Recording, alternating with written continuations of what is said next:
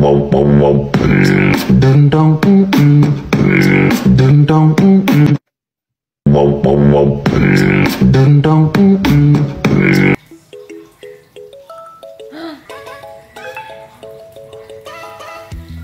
Hi! Ngayon ay para magawa natin yung hack na yon, kakailanganin natin syempre ng dalawang banana. Yan. Para gumana, ganyan muna natin sa mukha natin. Ganun ha, ganun gawin yung hack na yun. And then, syempre, kakailanganin natin ng coin. Wala akong $1, kaya ang gagamitin ko na lang ay 5 peso coin. So, ito siya. Yan. Yan. Yan. Medyo luma na yan, guys. And then, ito naman, charger. Kailangan natin ng charger para malaman natin kung mag-charge. At saka, alam nyo ba, malaking tulong itong charger sa atin, guys. Kasi, lalo na pag nangihina ka na, di ba? Ito, nakakatulong siya para ma-charge yung sarili natin. Kasi nakakapagod naman talaga, guys, yung pang-araw-araw na buhay. And then, kailangan din natin ng cellphone. Yan. Hindi ito iPhone, pero itry natin kung gumagana siya sa hindi iPhone. Sige, simulan na natin. Ngayon, ilalagay natin dito yung 5 peso coin. Yan. Medyo matigas ha. Yan.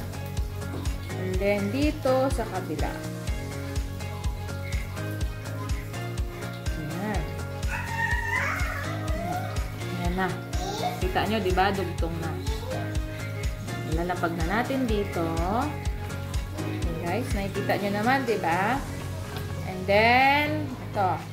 Isasaksak ko na ito sa banana. Yan. Saksak na. Ready na ba kayo? Tignan natin na kung mag-charge.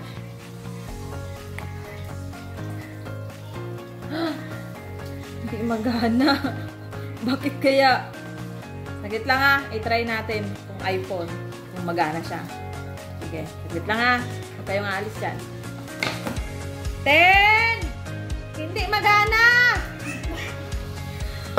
Ikat ko lang yan. Kailangan ko iPhone! 10 iPhone, guys. Ito na lang. Kumuha ako ng iPhone. Alam nyo, guys, mahal ang bili ko dito. Ng iPhone na ito. Ayan. Sige. Ito na ngayon ang charger natin para sa iPhone. Nakikita nyo ba to?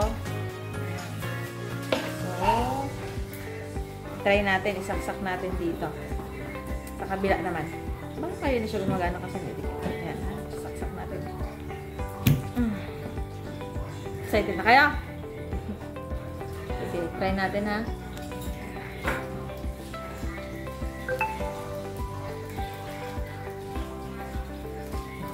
Hindi naman gumana.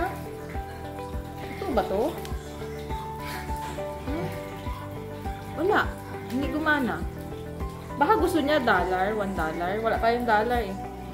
$1 coin. Hindi siya gumana. So, ano masasabi nyo?